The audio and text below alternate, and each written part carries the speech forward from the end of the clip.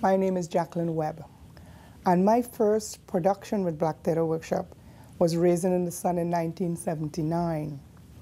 Now, I think shortly before that, I joined the group because I used to belong to Drama Guild in Trinidad, and Clarence knew that. And I didn't know Clarence at the time, but he knew of me, and he invited me to an audition. I remember the audition. Now I just cringe when I, when I think about it. Like, in front of all this whole group of people, I had to do something to show that I could act.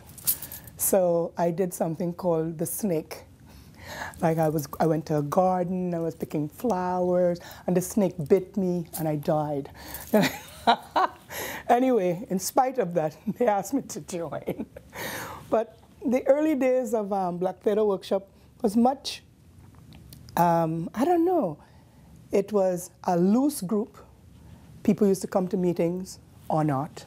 It was more of a company. And there were lots and lots of people around the table whenever we had meetings. So you'd find that the long discussions, like sometimes when our meetings now go on, I say, oh, this reminds me of the old days. We used to have meetings until 11, 12 o'clock at night, you know, because everybody had to have their say, you know, and some people went on longer than others. But it was a time of growth. I remember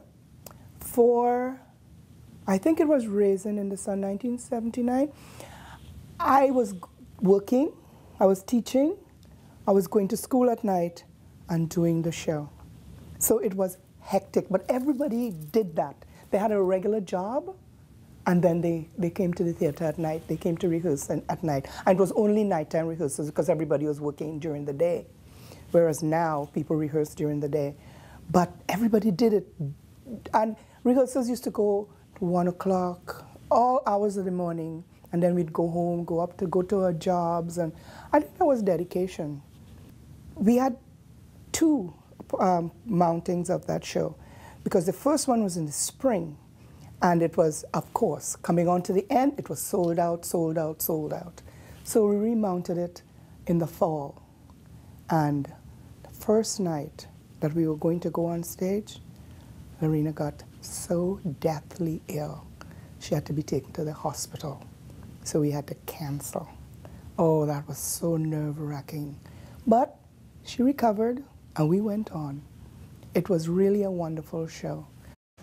The one thing that I remember, in one of the scenes, my son had done something, disappointed me. He had wasted the money, and I had to slap him. The actor told me afterwards, oh my God, I thought I was gonna die because you hit me so hard every night but one. It was, I mean, I just got carried away, I guess. I got into the part too much. But it was a really satisfying show. It's terrifying in that I've been doing movies in the meantime, like recently, in the last few years. And there, if you don't get it right, you do it again. Okay, cut. Okay, let's do it again. Take one, take two, take three. Here is just one take. I wouldn't mind going on stage again. I love it. I really like the interaction between the stage and the audience. You know, to know, are you moving them? And the most terrifying thing in the world is if you know they're bored. You know, and you know you're the reason why they're bored. You know, it's like, oh God, how come I step up my pace? You know, but you know, you try to do the best you can, and then, of course, the director would give you notes, and the stage manager would give you notes if the director isn't around, and you know, try to bring it back up to where it was before. So, I look forward to it. Black Theatre Workshop exists because of the dedication of the people behind it. You know, the past, the founding members, and I would say Clarence. Clarence has been like a real strong support, the central pillar of this organization. And we hope that in the future we can recruit younger people to the board so that it can continue.